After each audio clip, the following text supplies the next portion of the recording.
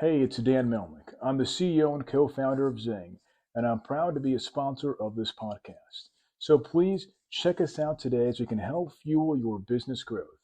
myzing.io. Thank you. Yeah, how you doing? I'm doing great. How are you doing? Yeah, not too bad, not too bad. Firstly, thank you very much for giving me opportunity to interview you for my podcast and for my channel. Yeah, no worries, no worries. Yeah, thanks. Yeah, sorry it took me a little while to get back to you. It's just been really busy lately. So I've gone through your profile. I can see you're doing a lot of work and contributing a lot to the technology world. So I thought to tell about your work to my audience. Sure, sounds good. Thank you. So can you please introduce yourself to my audience? Yeah, sure. My name is Yan Cui. I am a AWS serverless hero. I've been working as an independent consultant for the last, I guess about 4.5, 5 years now. Before that, I worked as a principal or architect in the number of um, guess different industries. So many years ago, I started my career in the kind of investment banking space, went to work for social gaming, building Facebook games, and then later mobile games, and then work in the companies that are doing e-commerce, and also social networks. And then one of my last jobs before I went into consulting was working for a company called The Zone, which is a live sports streaming platform. You can think of it as the Netflix, but for live sports. It was probably one of the biggest, I guess, the platforms of that kind. And at a peak, we were doing something like 2 million concurrent viewers at peak for some of the biggest, sporting events. And so it was a really nice, large, scalable system. And yes, learned a lot along the way. In the 15, 16 years, I've been working as a professional engineer. Great. I can also see you're helping a lot of engineers through your platforms. Yeah, so I spent no, I've been blogging for quite a long time now. It feels like I've been doing the whole blogging side of things for maybe like 15 years almost. And it's been yes, pretty much any time I learn something, I've been trying to share. Most of the time that's through my blogs. Also got a YouTube channel as well, and also a podcast. Try to talk to other people and share their lessons and get their messages as well across. But also been quite active on social media. You can find me as the Burning Monk on Twitter, and also been quite active on LinkedIn as well. And also you can find my blog at theburningmonk.com. Right now, you're connected with how many companies? How many companies? What do you mean by connected? You have your own, you are the founder of Burning that one. And I can also see you're working as an advocate, developer advocate. Yeah, so the Burning Man Limited, that's my own sort of company that I do all my consulting work through, and also work with I guess no, I've got work with quite a lot of different clients. I don't know if you can call them as connected, and I also work with Lumigo as well, which is one of the providers. Well, to me, Lumigo is the best observability platform for mostly for serverless, but they also support containers, Kubernetes, and they also do log aggregation as well. But no, personally, I mostly do serverless work, work around serverless technologies. So I mainly use them and know them for the serverless side of things. And yeah, I work with them. They are a client of mine. They're kind of a bit of a special client in that, I was working with them, as an advisor, part of the advisory board when they first started. And recently, the last couple of years, been helping them with content, working with the team on the, blog posts, or on the webinars and things like that. So you can also, I guess you can kind of call me one of their developer advocates, even though I don't really work for them per se. Other than that, I also do, some stuff around, I've been on advisory boards for a few startups, and I've also been, doing publishing work with Manning and O'Reilly as well. So Those are not, I mean, those are called companies I work with, but not so much connected per se. So you are an engineer, architect, and also content writer, speaker, and also contributor. So how you are able to manage all these skills and work for different work in different roles, being in technology for 15 plus years, especially as a AWS hero. Yeah, so I mean, not having a full-time job helps. I don't know, working for yourself, as independent, you have a lot more freedom to choose what you do or how you spend your time. You do have a lot more responsibilities, but at the same time, it frees you up from having the sort of 9 to 5 and being in the continuously in meetings. So, you do have a lot more time in terms of pursuing other things that interest you. So, I like writing, I like sharing. So it's something that I kind of just naturally do anyway. But also as a solopreneur, you can use content as part of your marketing as well. So that also helps, with that. And other than that, in terms of some of the other work I do with clients, they're not, 9 to 5 jobs. They are a lot of time, maybe, I'll talk with a client a couple of times a week or maybe a couple of times a month. And sometimes I take on the delivery project where I build the client's got an idea for a new app. I build the backend for them. So there are times where it's more intense when you have to deliver this thing within a certain amount of time. But most of the advisory kind of consulting work is fairly ad hoc, and so it's not gonna keep you busy all the time. So it frees you up to do a lot more other stuff that you want to do. Also provide the training as well. I run I guess every couple of months I run a workshop called the Production Ready Serverless. You can go to productionreadyserverless.com to check it out as well.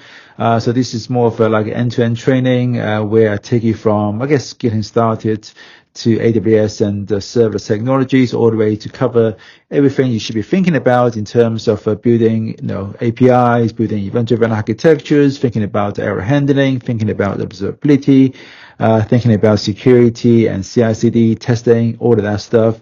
So I'll give you a pretty wide perspective on everything you should be thinking about when it comes to building real world serverless architectures that you're going to be operating in production. So that's also a big part of my consulting work as well. It's just to, provide training both to companies, but also to the general public through these kind of workshops and courses. You're from? Originally from China, but I'm a British citizen, lived in the UK for over 20 years. Nowadays I live in the Netherlands. So you are an individual contributor. Individual contributor, yes, I work for myself.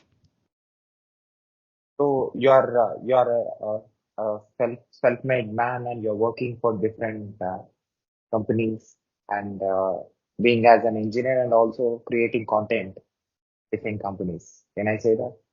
Uh, Not so much creative content for other companies. I'm not really, no, I don't really do that very much. The only company that I kind of helped out with is Lumigo, because I have a long, partnership with them, from the time when I was on their advisory board. So I do help their team, with some of the content side of things. But other than that, yeah, I don't do content work with other people. I'm not one of the freelancers you can hire to produce content because honestly, I don't have the bandwidth to do other people's content as well as my own. Keeping up with my own content schedule is really quite tough. So I don't have the bandwidth to help others with their content. But I help other clients in terms of, reviewing the architectures, helping them with, solving problems, answering questions about how do I, approach this particular problem, or sometimes the client needs some training, or sometimes that they just need someone to come in and build a system for them. So yeah, I offer a whole range of different consulting services. So you are an engineer and also you have been as an architect. So how much you know about AWS and how much you contribute? What up to what level you can help businesses in solving their business problems with the technology skill set that you have, especially in AWS? In terms of how much I know about AWS, fair amount, I guess. I've been using AWS. I've been building stuff in AWS on AWS since about 2010. So I've run through the whole journey from using EC2 instances to running stuff on containers to once Lambda became a thing, pretty much focus on the serverless side of things because I spent most of my career dealing with servers, patching them, sending machine images, all that stuff, and it doesn't take a genius to work out that most of that stuff is not really adding value to customers directly. It's stuff that's important, but not things that you really provide the most value as a engineer for a company. And so I really focus more or less, pretty much entirely on serverless architectures these days. In terms of how do I help companies, I can help them from anything from actually building stuff as an engineer to advising them from the architecture side of things to talking to CTOs, so giving them, helping them come up with a strategy for how they should, approach the architecture, the modernization efforts, to talking to maybe CEOs about how should you I guess think about your technology choices, but again, for those would be much normally for a smaller company, because usually for bigger companies, they will have dedicated CTOs, and that's who I'll be interfacing with. So depending on the size of the company, you'll be talking to different people at different levels within the organization. For large enterprises, I'll be probably talking to head of development or engineering managers to help them with the problems that within a particular team as opposed to for the entire organization. But yeah, it depends on the client and what the client needs and how the client is organized. And what kind of projects you have done? All sorts. In terms of just from the consulting side of things, I've helped clients build entire applications. If it just that's what you're looking for in terms of the actual delivery project. I've helped one of the clients I helped with. We built a new social network in a couple of weeks. So that project was for basically a social network for people that at universities in Belgium. Initially, at least initially, they want to. They had some agreement with. I forgot the name of the European program. But yeah, so essentially they got some funding so that they were building a social network that allows universities to, basically enroll their students into this social network they can organize to do sports together.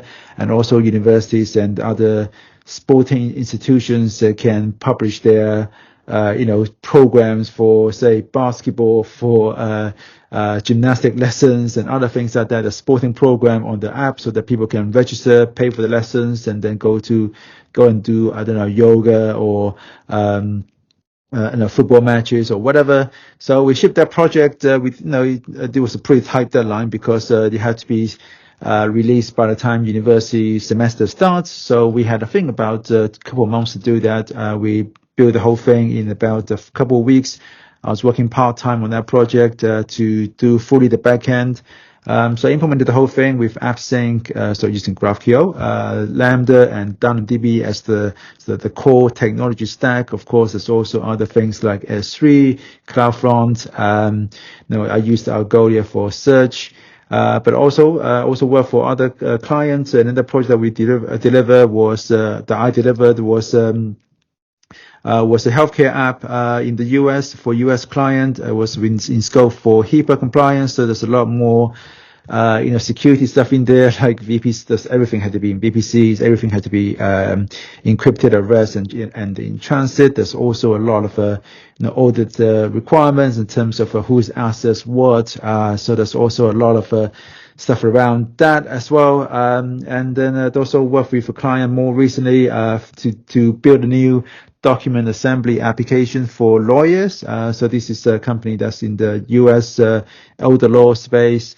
They were building a new, as a lawyer, so they spend a lot of time just drafting documents. And so, a common kind of requirement is you sit a client down to answer a bunch of questions. And then based on the case you're working on, draft a new Word document based on the information you collected from the interview.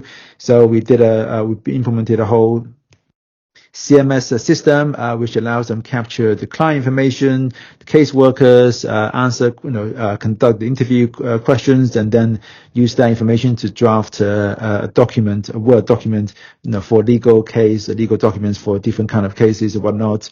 So that's one of the more recent projects that we worked on.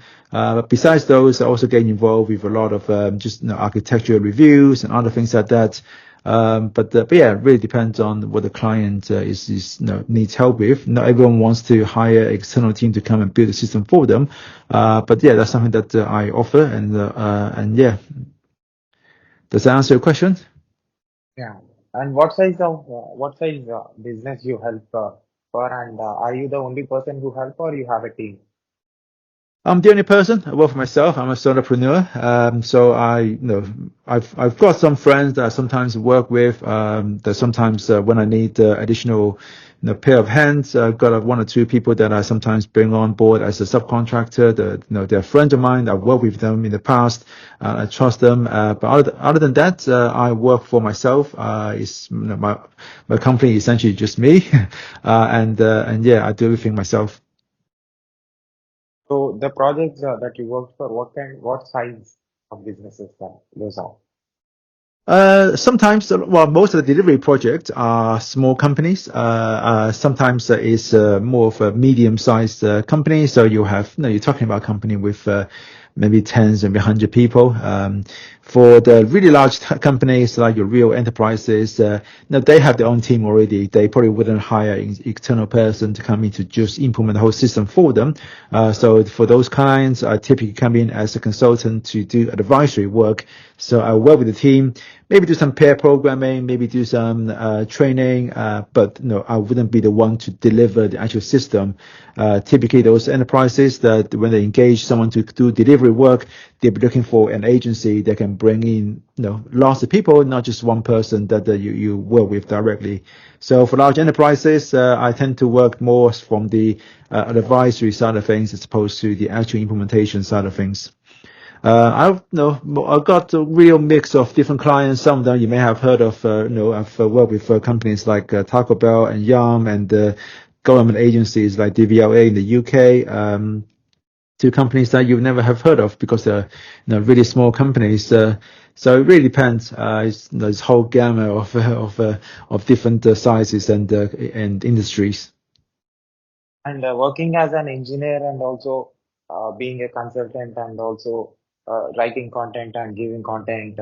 So how these different skill sets that are working for you, and what magic that you're doing, so that my audience will know that. Yeah, I think all of those are skills that are related. Of course, as an engineer, you obviously have to build your technical skills, understanding how to write code, how to understand how to use the AWS services. But at the same time, all of those are, engineering is a means to an end. You're just trying to solve a business problem ultimately using technology. So at the same time as you being very good with what you do on the technical side of things, you should also develop your skills to understand business requirements, the business needs, so that you're not just creating solutions for a vacuum and then you create solutions that are looking for a problem. And so you also want to develop your business acumen. And once you have a strong understanding of business requirements and also technical skills to be able to implement those, then you have a really good understanding of not just what it is you're trying to do, but also why you should do them as well. And that really also helps in terms of understanding when do you buy a solution versus when do you implement it yourself, because you want to understand the cost trade-offs, but also not just in terms of the operational cost, but also in terms of the opportunity cost of you spending time to build something when you can just buy the solution off the shelf. And understanding those business requirements is a really key to understanding how to make that choice, make those choices. And of course, a lot of those translates to writing as well. I mean, we all use libraries, we all use services, and documentation is a big part of that, right? You go to you discover a new library you want to use. How do you know how to use that? Part of it is the API that you get from the library, but also another part of it is the documentation. How do you know what to include in the documentation and what not? Do you talk about specific use cases, or do you just say, hey, here's all the different APIs, you go figure it out yourself as a user? So those also feed into your ability to articulate use cases and also get into the shoes of the reader, the user, to understand what's their use cases, and then from that perspective, what are the most important information that you should convey in your documentations. And that skills translates to also the ability to write emails and write the communication to other team members and to the business, to communicate upwards, which is as you get more and more senior within your technical ranks, as a principal and as an architect, you're not just talking to developers anymore. You're talking to the business users who, don't care about how elegant your line of code is. They care about the business use cases. They care about the problem that you're actually solving for the business. And so you need to be able to communicate upwards. And so again, those skills also feed into how you communicate on blog posts and how you convey your ideas.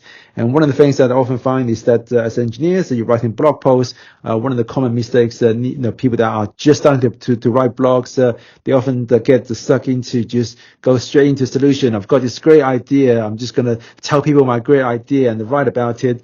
But you haven't sold the problem to the reader. And so normally when I write something, I try to spend at least a bit of time just explaining what the problem is, why the problem is something that's worth solving, and what's the cost of not solving this problem before I present a solution. And also, I try to present what a good solution would look like before I present a solution, because otherwise, it's going to become a case of someone reading your article.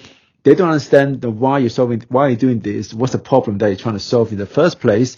And, you help them understand what the problem is, and then you present a solution. But before you present a solution, you help them understand, okay, what would a good solution look like? And that's where you explain the context of what you're working in. A solution that works well for, say, a startup might not work at all for enterprise, because they've got different requirements, different things they care about to different degrees.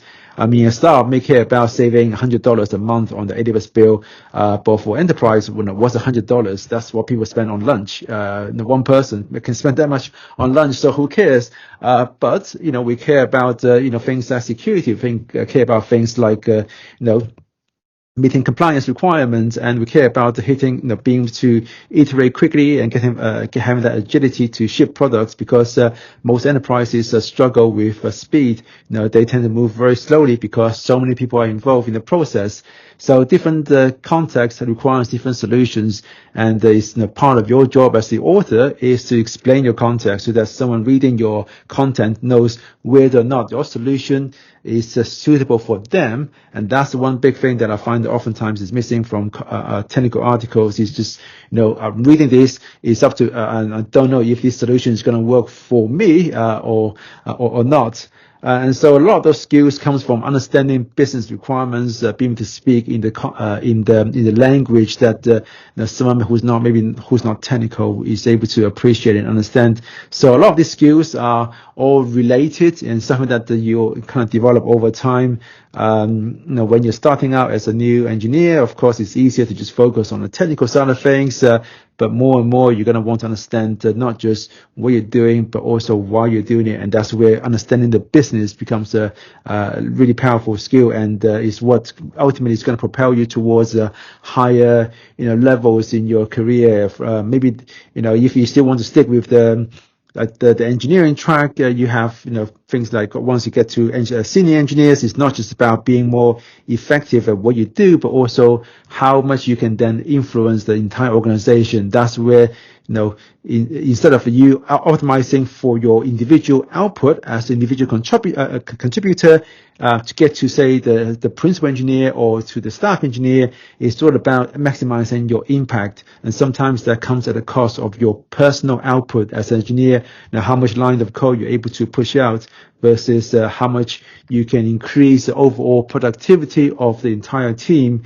And so you become an amplifier for the entire organization as opposed to just, you amplifying your own personal output.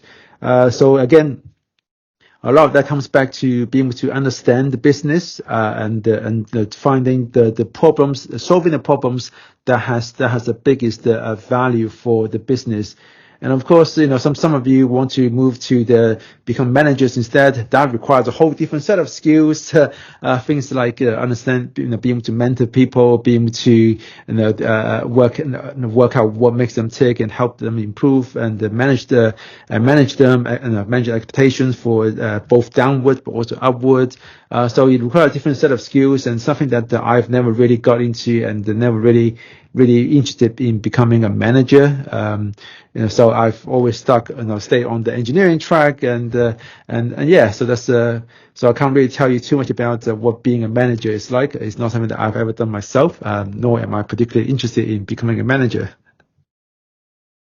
How companies are hiring you to do their projects that you're doing now? Pretty much entirely from my content. I haven't done any outbound, requests sending out the cold email to find people to say, hey, do you need help with, doing this project? People just find me from my content, and I've got, probably 1,000 blog posts or something like that out there now. So, people tend to find me through my blog, but also from my social media presence as well. Like I mentioned, I spend a lot of time also on the Twitter and LinkedIn. So people find me through those networks, and then they also reach out to me from there about the potential, consulting engagements. So, what skill set you have? So what Skill set. What skill set you have? case studies? No. What skills? Like technology skills. Oh, okay. Technology. I only work with AWS, and I only work with the serverless side of things. So if building things that want to run on AWS and you don't want to manage any servers or containers, then yeah, that's the kind of problem that I'll be interested in. I do have clients reaching out to me about help just with AWS in general, how to do automatizations, and so occasionally people ask me for help for their container application or Kubernetes application. So I don't do anything related to containers or Kubernetes. I want to focus just on the serverless side of things. So your API gateway, Lambda, AppSync, whatever services where you can where you can get away from having to manage machines, and that's kind of my focus, my niche. And how you are able to manage your time doing all these things?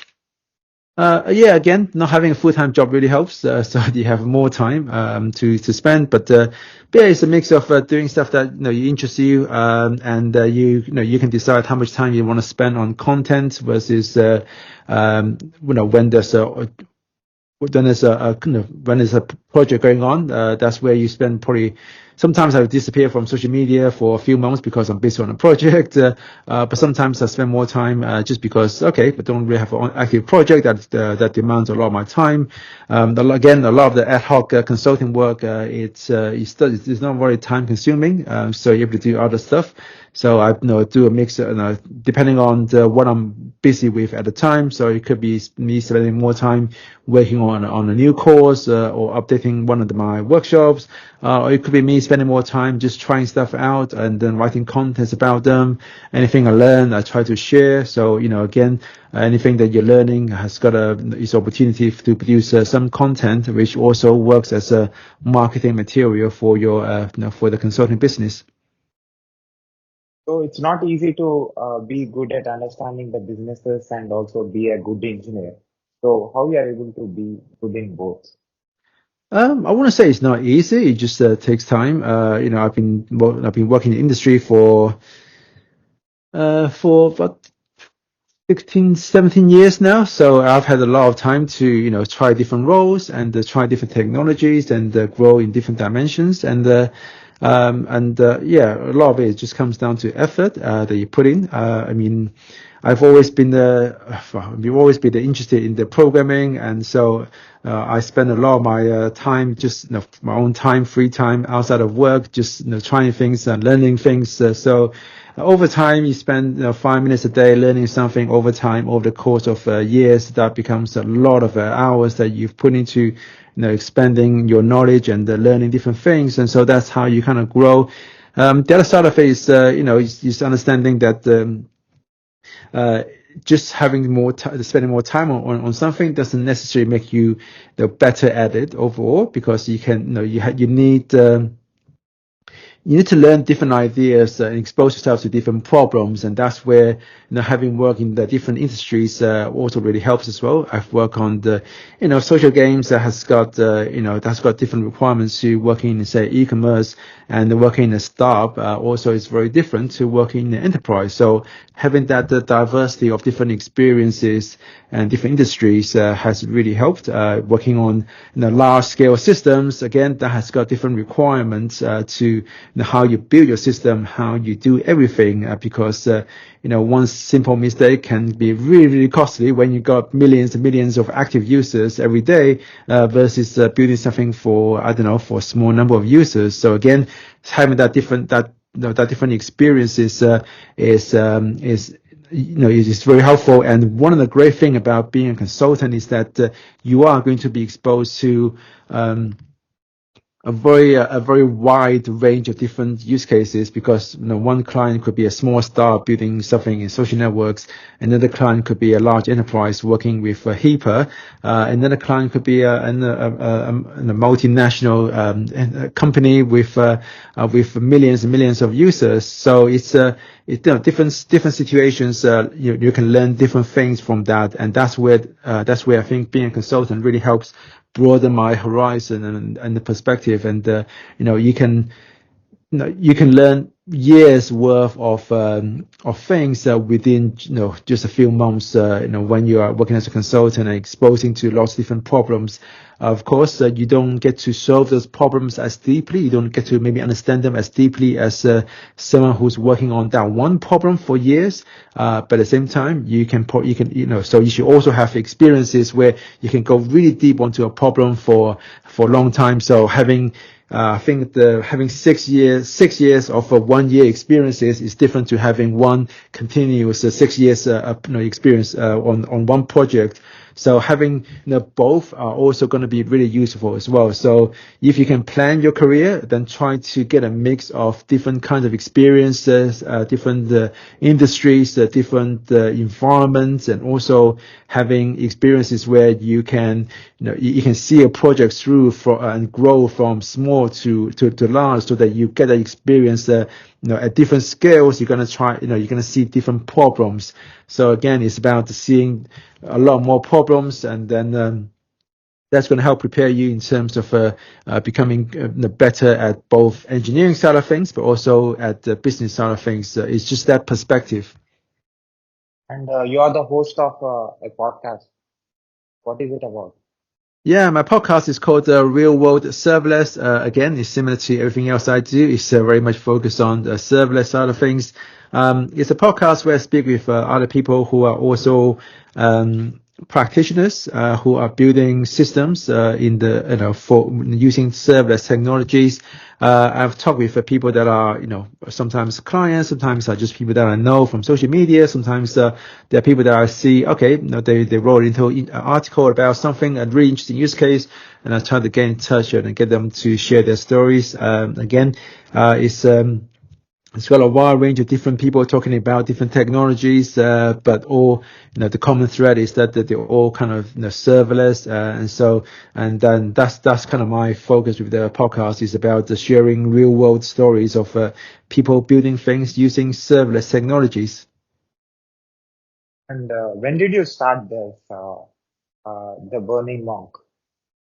The Burning Monk blog, probably around 2009, 2010. So it's coming up to about 15 years of been blogging on the burningmonk.com domain. And you write articles there, the AWS related articles. I mean, when I first started blogging, I was mostly blogging about, I guess, .NET and functional programming and F Sharp because that was kind of my interest for a number of years. I was blogging, I guess back then it was the NoSQL movement was still kind of in motion. People were still learning about NoSQL, so I did some blogs around that as well. But then, yeah, since about 2000, I guess, 2015, it's been mostly about AWS, mostly about serverless, because that's been my focus, from then, since about 2015, 16, I think. Hmm. And the podcast, when you started this? Ooh, the podcast, let's check. I think it's been a few years at least. Let me see if we can go back to episode number 1 when that was. It's probably at least 3 years, more than that. Episode 1 was February 2020, so it's been over 4 years as well. We just hit episode number 101, so it hasn't been as frequent as every week. But yeah, I've been trying to keep it to maybe one episode every 2 or 3 weeks, and then yeah, so we got a steady stream of episodes coming in. So the projects that you are doing as an architect or as an engineer, so how you are able to adapt yourself to the business and try to give what actually that business needs with the technology tools and services and the products that you have, and how do you communicate with the business leaders that you are working with? I don't know if there's, I've got a, because you just talk to them, listen to them, and then ask the right questions. How you find the right questions, I don't really have a conscious way of mapping that out, but it's just something that comes from experience of working on different systems and working in different environments. And I guess most of the time I just drawing from that experience, so that when I hear talking about people talking about, a client talking about the use case, most of the time I've got some sort of questions in mind based on the fact that okay, I've worked on similar things in the past, so I know that okay, if you're doing this, then you probably need to think about certain security requirements. If people talking about processing medical information, then I know okay, HIPAA is going to be a requirement. Have you thought about how you're going to do how you're going to do encryption at rest with this service you're using? So a lot of that comes from experience. I don't really have a conscious sort of map in terms of knowing when someone talks about this, I should ask about that. A lot of it just comes from experience, and so it kind of just happens as I talk to people. I guess from that perspective, I'm at the unconscious competent stage where I'm not the consciously competent just yet in terms of knowing what's the right communication pattern to apply to a situation. And at last, what do you say about your work to my audience? Sorry, what's that? At last, what do you say about your work with my audience? What do I say about my work to your audience? Well, I don't know. I guess if you're doing stuff with AWS and you're looking at serverless technologies and you need some help, either to upskill your team or to just get some help outside the perspective on whether or not you're doing the right things, you're following best practices, or if you just need someone to come in and actually build something for you because you've got a good idea but you don't have the skills to actually build it yourself, then you can reach out to me. Go to THEBURNINGMONK.com, have a look at my profile, look at my consulting services, and then maybe we can work together. I'll put your web link on the screen and also in the description, also in my website as well. People who find this video or audio clip anywhere in the internet can be able to see the work that you're doing and can take the help for their business. Okay, thank you very much. And even if you're not interested in needing my help, you can also just check out my podcast as well at realworldserverless.com, where you can find out about other people who are using serverless and why they're doing it, and also what are the lessons that they're learning from using serverless technologies in the real world. I'll share that link as well. Cool, thank you very much. And what is your observation about my work? Have you seen any videos of mine on YouTube? Not yet. I'm really sorry. Just been really busy with loads of other stuff. Yeah, again, sorry for taking so long to get back to you on this. But I saw you had an interview with Jeff Barr from AWS. So I was going to have a look at that when I get a chance. So I have interviewed a lot of AWS experts and also Right. Azure experts and GCP experts and also a lot of CEOs, founders, CTOs, and Okay. different business leaders and also engineers, architects, more than 100 countries experts I have interviewed for my podcast from in last 3-4 years. So my profession is my full-time job is I'm an AWS cloud DevOps engineer. That's my full-time role. So apart from that, I'm interviewing experts like you who are in the industry from long time, who are helping and contributing and helping businesses trying to understand the business side of the technology, also helping the engineers to grow and upskill themselves, trying to show you people to my audience in order to able to understand how things will work in the IT industry and also in different businesses. So what is your observation doing this kind of a work, being an AWS DevOps engineer, communicating with global experts, how this is going to be helpful for me in my career in coming days? Yeah, I guess, I mean, if you got a full-time job already, then this can probably help prepare you for, in the future, potentially going out on your own, because, as a consultant, you're the only one that's going to be doing marketing for yourself. And so, a lot of the time I spend, working is, in some way always going to be marketing. So, when I do a blog post, when I do a podcast, and in many ways, that's how people learn about me and my work. And that's how I find work for my consulting business, and also find students that take my courses and workshops and whatnot. So, giving yourself that exposure is definitely something that's going to help prepare you potentially for the future if you want to go solo and do something for yourself. And of course, you reaching out to all these different people, and it's also a great way to do networking as well, so that even when you do decide to do something in the future, you already have a network of people who you have spoken with in the past, and so that's also a great thing as well. There's a guy called Jonathan Stark who also often talks about the whole ditching hourly billing, using value pricing instead. And one of the things he also often writes about is this whole building a relationship with your audience, and what he calls asymmetric relationship with a blog post, with a podcast, where people listen to your voice all the time, they see you all the time, so they feel really close to you. But to you, they're all just a silent audience who listen to you, but you don't know them. But over time, that builds that kind of relationship with your audience, so that they trust you. They listen to your voice all the time, and they feel like they know you. And I've definitely had lots of cases where people come to me and say, oh yeah, I've been reading your stuff and I've been listening to you for so long, watching your videos as I was learning serverless. I feel like I know you personally, but this is the first time we've met. So you definitely have that you are building those relationships, even though you may not be aware of the fact that that's what's happening. And those relationships are super important when it comes to you trying to make it as a consultant or a solopreneur trying to make a living in the future, if you decide to go down that path. So it's keep up the good work, and hope that hope that you find the success with your podcast and your activities in the future. Definitely. I'm curious to ask one question.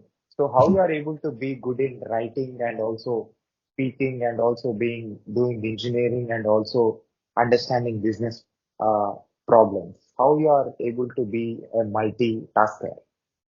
I guess, a lot of that comes down to just practice. Obviously, I've had, 15 years of practice in terms of writing content. Also, I spend a lot of time reading other content. And so again, a lot of that comes from just experience that you learn about, the skills that are related to writing, not just about, reading things and trying to figure it out for yourself, but also reading about writing. So, reading about how how copywriters do certain things, and also been luckily I've been involved with some book projects with Manning, so I've worked with some copywriters who are professional copywriters. So I also get some I've received some help from them in terms of understanding what works, what makes certain writing good, certain writings bad, and yeah, I've taken on online courses and other things around, certainly writing for social media, which requires different kind of formatting because of the amount of competition you have as people are scrolling. So that requires slightly different styles of writing. And in terms of speaking, also, spend some time studying speaking, because I do a lot of conference speaking as well, studying, learning about public speaking, how you structure your slides and how you sort of present yourself, your posture, how you communicate. So a lot of those things are things that, you kind of do you learn by doing, but also at the same time, it requires, deliberate practice where you have to learn what good looks like, and not just do what you feel most comfortable. And all of that is a learning process. It's like learning anything, any skill requires some element of practice, but also requires a deliberate practice. So that I don't know if you're familiar with the whole 10,000 hours rule in terms of being good, becoming a leading expert in a competitive field. Are you familiar with that theory of the 10,000 hours? Yeah, so oftentimes people confuse that with just doing something for 10,000 hours. But if you actually read the book where that's talked about, and also that's one more thing, books are probably, slightly fading out of fashion compared to, just reading social media stuff or blog posts, but the books are still a great source of very rich and deep knowledge, which you probably won't find in a blog post. And reading a book is much more work, but at the same time, I'm not a big fan of a lot of the sort of summarizing tools that you get with, with AI chatbots or with Blinkist and tools like that, where I find that if I read the book in its end to end, yes, it takes much more effort, but there's so much more nuance in the book that you just won't get from something that summarizes a chapter into like a single paragraph or a single page. You're just going to miss out on a lot of the really good stuff that you're going to get from the book. So talking about that 10,000 hours thing, it's 10,000 hours of deliberate practice. So it's something that a deliberate practice is when you challenge yourself, when you have to actually work hard. If you're doing sports, you'll be when you're actually sweating and getting muscle pains. So it's not just when you just walk around for an hour. It's not the same. It's about intensity. It's about challenging yourself. And the same thing with any skills from writing, from engineering. There's elements of, yes, you need to have that practice time, but also you need to be deliberate about how you're practicing. Just hitting a ball, tennis ball, 10,000 times is not going to be the same as if you're practicing a particular skill, a particular way of doing like top spins or the particular way of doing backhands. And, you need to be very deliberate about, the form that you're practicing with and the way you're trying to achieve. And that's how you really get better at, doing, say, backhands on a tennis court. Same thing with, speaking to the, with writing, with engineering. If you're just doing the same thing every single time, you're not really going to get much better. It's about, I think in terms of engineering solutions, it's a really good way to do that would be to, putting constraints on yourself. Okay, how can I build this particular system, but in the most cost efficient way? I have to do these things so that I can handle X number of requests at a certain cost, or how can I build this system so that you push to the extreme in terms of scalability? Okay, and that's something that I often do with interviews when I'm asking, talking to candidates about, okay, tell me about a solution you worked on. And then once they explain what they've done, okay, now can we see how can we push certain aspects of that solution to the extreme in terms of, okay, you're handling 100 concurrent user requests. What if we change that to 10,000 requests per second? What would you do differently? So pushing yourself in terms of those extremes and thinking about different edge cases where suddenly you realize, okay, I want to do this, but I can't because it's hit some limits. I want to do that. I can't because it's going to be super expensive. And so, pushing yourself, I think that's a really interesting and mental exercise in terms of just, testing your knowledge, but also testing your skills as an architect, as an engineer to work out, okay, I've got this problem. How can I solve it?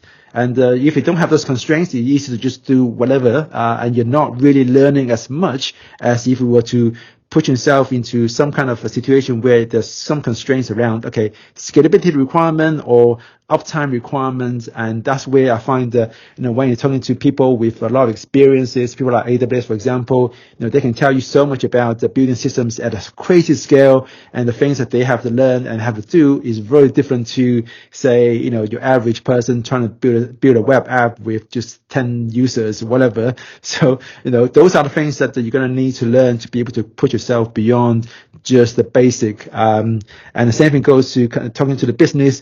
That's the harder skill to actually develop because, you need to have someone you need to talk to practice, and I think that's that kind of skills probably just takes time and luck to some extent to to find yourself in situations where you do have the opportunity to sort of to exercise those muscles.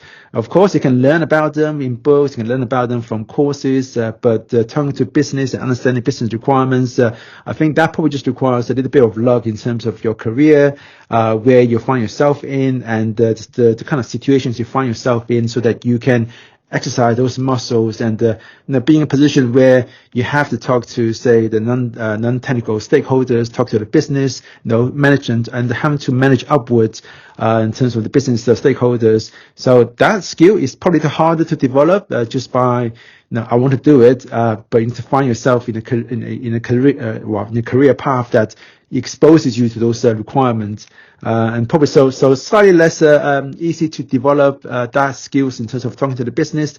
But in terms of just writing, in terms of technical skills, there's a lot you can do to just put yourself by being more deliberate about how you practice those skills, how you exercise your ability. Thanks for being inspiring, and thanks for making us to learn about great things and also how to make things happen. Can I put this video on my YouTube channel with your permission? Yeah, absolutely. Share on YouTube video, share on social media, share with your audience, and I'll try to help amplify as well. Yeah, that's my next question. Like, can I put this audio and video clip on my podcast website, internet, social media, everywhere with your permission? Yeah, put it everywhere. Love to get my name out there as much as I can. So I hope it reaches to a million people, and your work will reach a lot of people and help a lot of technologists to solve their problems and learn from you. Thank you. Thank you for having me on this podcast. Take care. Take care, man. Okay. Bye-bye. Bye.